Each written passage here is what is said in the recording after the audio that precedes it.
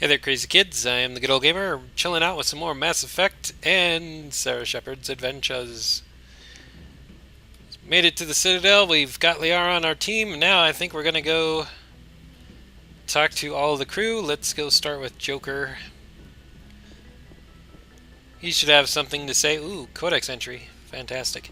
He should have something. Another codex entry. Wow. Okay, before I go any further, Joker should have something interesting to say after every main mission in the game, which is why we're going to go talk to him. Now, where's another codex entry? Right there! Fantastic. I prefer gold to silver, for my medal. I figured you'd recommend me for one since I pulled your boots out of the fire. If we present you with a medal, you'll end up sitting on stage listening to politicians make speeches for a couple of hours.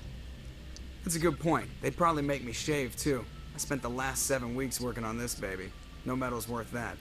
So, Commander, why don't you tell me why you're really here? I have to go. So, Commander, why don't you tell me why you're really here? I have to go. That's fantastic. But we already got everything else talk to him about, so there's nothing else to talk to him. Yes, Commander? Carry on, Presley. Yes, ma'am. Yeah, that's right. You better salute.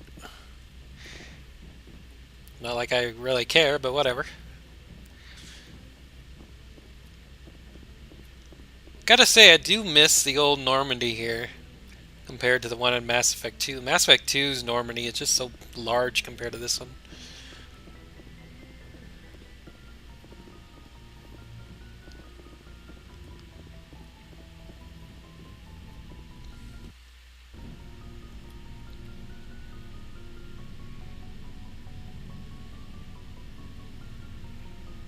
Commander, do you have a minute? I always make time for my officers. Off the record, I think there's something wrong here. This Saren is looking for records on some kind of galactic extinction, but we can't get backup from the Council? Sorry, Commander. There's writing on the wall here, but someone isn't reading it. The Council doesn't want to believe anything's wrong. I'd call it human nature, but... I hear you. It just seems like a group that's been around as long as the Council should see this coming. I mean, it's funny, we finally get out here, and the final frontier was already settled. And the residents don't even seem impressed by the view. Or the dangers. Well, well. You're a romantic. Did you sign on for the dream, Malenko? Secure a man's future in space? Yeah, I read a lot of those books when I was a kid, where the hero goes to space to prove himself worthy of a woman he loves, or, for justice. Or maybe I was a romantic in the beginning, but I thought about it after brain camp. Biotic acclimation and temperance training. I'm not looking for the dream. I just want to do some good. See what's out here. Sorry if I got too informal. Protocol wasn't a big focus back in Bot. Tell me about it. Biotic acclimation and temperance didn't last past the airlock. To the kids they hauled in, it was brain camp. Sorry, hauled in is unkind. We were encouraged to commit to an evaluation of our abilities so an understanding of biotics could be compiled. There are worse results of accidental exposure to element zero in the womb. Beats the brain tumors some kids grew up with. Is there some question about how you were exposed? My mother was downwind of a transport crash. It was before there were human biotics, a little after the discovery of the Martian ruins. It only gets iffy around 63 when kinetics was running out of first-gen subjects. Until then, they'd relied on accidentals. A bunch of guys in suits show up at your door after school, and next thing you know, you're out on Jump Zero. You know of any intentional exposures for certain? No one knows. Doesn't mean they didn't happen. As big as the exposures were, it was hard to track down accidentals. It was different then. No one knew the potential, so there wasn't a lot of regulation. Anything kinetics did was gold. I'm not saying they intentionally detonated drives over our outposts, but in retrospect, they were damn quick on the scene. Jump Zero is Gagarin Station, right? What's it like? Yeah, that's the official name. Biggest and farthest facility we had for decades. Right on the termination shock, the outer edge of the solar system. It's where they did all the Goose Chase FTL research before we caught on to using mass effect fields. It was a sterile research platform when I was there. There were other kids in the same boat, right? At least you weren't alone out there. That's true. We did have a little circle that'd get together every night before lights out. We didn't have much to do, though. It was a research platform then, and Kinetics kept Jump Zero off the extranet to prevent leaks. Then you must have had plenty of time to get to know each other. Yeah, we'd sit around and bull every night after dinner, play cards or network games. There was this girl named Rana, who had a little circle grow up around her. She was from Turkey. Her family was very rich. But she was smart and charming as hell. Beautiful, but not stuck up about it. Like you, I guess. Ma'am. Sounds like she was special to you. She was. Maybe she felt the same. But things never felt together. Training, you know. Jump Zero's a long way from home. What was it like? The grand gateway to humanity looks a lot better in the vids. Anyway, this was supposed to be a casual debrief, not a bull session about stuff that happened years ago. We have to depend on each other in combat. I like knowing what kind of man I have at my back. I understand, ma'am. I won't let you down. You, make a habit of getting this personal with everyone? No, I don't. We'll talk again later. I'll need some time to process that, Commander. But, yeah, I'd like that. Alright, well, I think I picked the wrong option in that last dialogue part there, because I'm pretty sure Sarah's giving Caden the wrong signals there, and that was unintentional on my part. Sorry, Caden, but you're getting your hopes up for nothing. Anyways, nothing in the locker yet? That kind of sucks.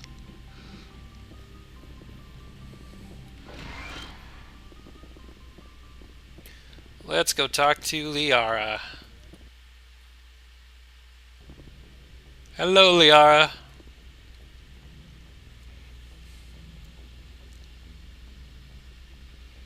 I never properly thanked you for saving me from the Geth, Commander. If you hadn't shown up, I'm just glad we got there in time. so am I. I know you took a chance bringing me aboard this ship. I have seen the way your crew looks at me. They do not trust me. But I am not like Benezia. I will do whatever I can to help you stop Saren. I promise. Don't worry, Liara. I trust you.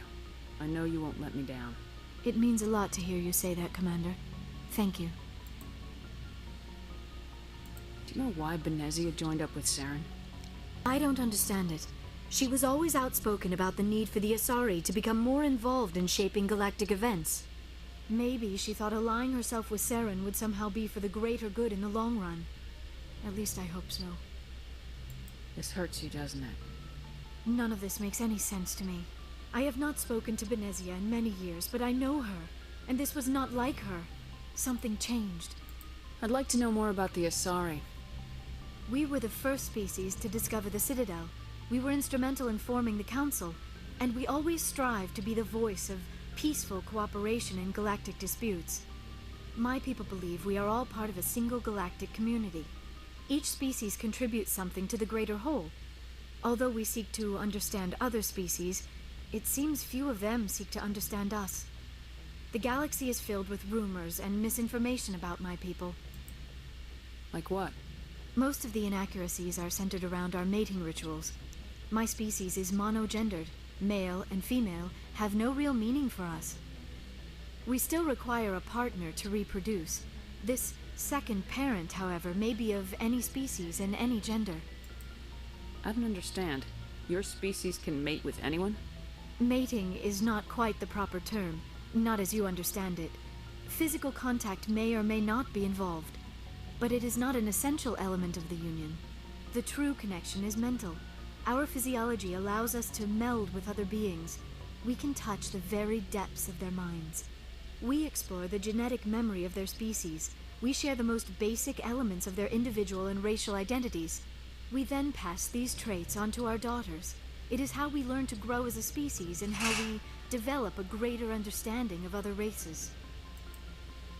What happens to your partner after the union? Every relationship is different. Some unions are a single encounter with both parents parting ways afterwards. Others can be more long-term. Sometimes an Asari and her partner will stay together for many decades. Do you know who Matriarch Benezia chose as her partner? She rarely spoke of her partner. Though I know my father, if you want to use that term, was another Asari. Benezia never told you her partner's name? Union with our own kind is no longer common, not for the purposes of reproduction. Most Asari believe it weakens our species. Asari daughters inherit racial traits from the father species. If both parents are Asari, then nothing has been gained, or so conventional wisdom would hold. I am what is sometimes called a pureblood, though no Asari would ever be cruel enough to say the word to my face.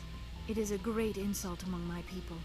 It is possible Benezia's partner was embarrassed by their union. She may have been too ashamed to publicly acknowledge me as her offspring. Maybe she wanted to meet you but couldn't. Something could have happened to her. Maybe she passed away. You might be right. I hope you are. But I have no way to know for sure. Benezia never spoke of her partner.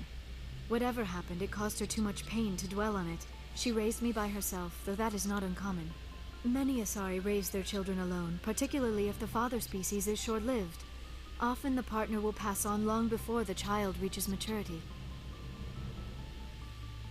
You Asari live for 1,000 years. What happens when your partner dies? Few sapient species live as long as my kind. We have learned to take a philosophical approach to our unions. We do not focus on the inevitable loss of our partners. Instead, we enjoy the time we spend with them. And even after they're gone, a part of them lives on in us. The union is a connection that transcends both time and space. I should go. Goodbye, Commander. I get the feeling you want to ask me something, Commander. Tell me about yourself, Liara. Me?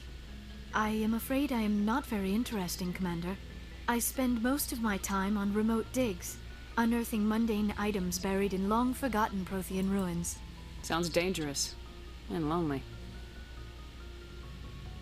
Sometimes I would run afoul of indigenous life forms or stumble across a small band of mercenaries or privateers. But I was always careful. Until the Geth followed me to Artemis Tau. I never found myself in any situation my biotics could not handle.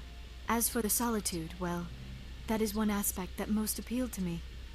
Sometimes I just need to get away from other people. You don't like other people? I suppose it comes from being a matriarch's daughter. People expected me to follow in Benezia's footsteps. They wanted me to become a leader of our people. Matriarchs guide their followers into the future. They seek the truth of what is yet to come. Maybe that's why I became so interested in the secrets of the past. It sounds so foolish when I say it out loud. It sounds like I became an archaeologist simply to spite Benezia. All children rebel against their parents. It's a natural part of growing up. Aha, you share the wisdom of the matriarch, Shepard. That is exactly what Benezia said when I told her of my decision. But there was more to it than that. I felt drawn to the past. The Protheans were these wondrous, mysterious figures. I wanted to know everything about them. That is why I find you so fascinating. You were marked by the beacon on Eden Prime. You were touched by working Prothean technology. Sounds like you want to dissect me in a lab somewhere. What?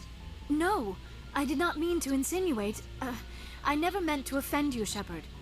I only meant that you would be an interesting specimen for an in-depth study. No, that's even worse. Calm down, Liara. I was only joking. Joking? Oh, by the goddess, how could I be so dense? You must think I am a complete and utter fool. Now you know why I prefer to spend my time in the field with data disks and computers. I always seem to say something embarrassing around other people.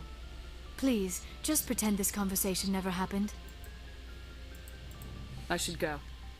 Goodbye, Shepard. Alrighty then, that was a cool introduction to Liara. She's gonna have a lot of points to use to level up once we get her on the team. On the next major mission. I don't suppose this has a codex entry in here anywhere. No.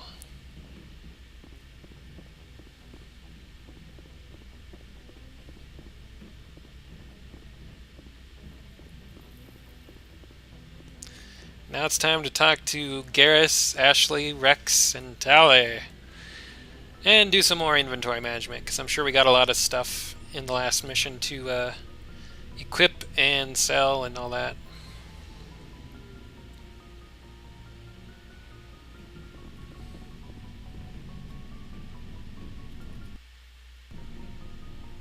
Commander, how are you? Why did you want to be a C-Sec officer in the first place? That's a good question. There were several reasons, I guess. Like what? Probably the same as most officers. I wanted to fight injustice, wanted to help people. I guess my father had something to do with it, too. He was C-Sec, one of the best. I grew up hearing about his accomplishments or seeing his picture on the vids after a big arrest. He's taking my resignation pretty hard. That's tough. But you'd think he'd be impressed you're going after Saren. My father's a C-Sec man to the bone. Do things right, or don't do them at all, he says. He thinks I'm being too rash, too impatient. He's worried I'll become just like Saren. He actually talked me out of becoming a Spectre when I was younger, for the same reasons. You were asked to be a Spectre. Well, I was targeted as a possible Spectre candidate. Me and about 1,000 other Turian military recruits. I could have received special training, but my father didn't like it. He despises the Spectres. He hates the idea of someone having unlimited power with no accountability. He wouldn't like you, Commander. No offense. I suppose I can understand his concern. You can. But Saren's not going to play by our rules, C-Sec's rules. If you want to nail Saren, you need to send someone who isn't restricted by policies and procedures. Just because you can break the rules doesn't mean you should. I don't need to stoop to Saren's level to stop him. And neither do you, Garrus. I see what you mean, but I'll think about it. Thanks, Commander. Oh, that was easy enough. So, we've got Saren on the run. It won't be long now. Saren's good, but I'm better. Good. He's rotten. To the core. I could tell as soon as I met him. Why didn't you tell me this sooner? I would have if I thought it was important. I think I'd like to hear about it just the same. This was a while ago. A bunch of mercs were bragging about a job out near the edges of the Terminus systems. They said it paid well and the boss was never around to ride them. They said he was looking for more men, too. So I checked it out. I didn't know Saren was openly recruiting mercs. It wasn't that open, and he only showed his face once. We'd been raiding ships in the area for months when we took out this massive cargo freighter. Our biggest haul yet. I was on board checking bodies for valuables, looking for some extra credits. That's when I saw him. What did Saren want with the ship? I don't know what he wanted. He was just moving through the ship, watching. Couple of the mercs called him by name, but he never spoke to them. Never spoke to anyone. I had a really bad feeling about him, so I got the hell out. Didn't even wait to get paid. Whose ship was it? There was a Volus trading vessel. Big one. Lots of guards. But they were no match for us. What kind of cargo was the freighter carrying? What was Saren after? I don't know. All I saw on that ship was food and medical supplies. There were some basic weapons, but nothing big. If there was anything of value on that ship, I didn't see it. That's why I didn't mention it sooner. That's the only time you saw him? Yeah. Didn't even know who he was. Still wouldn't if I hadn't joined up with you. But my instincts were right. Every other merc on that mission turned up dead within a week. Every damn one. So long, Rex. Shepard.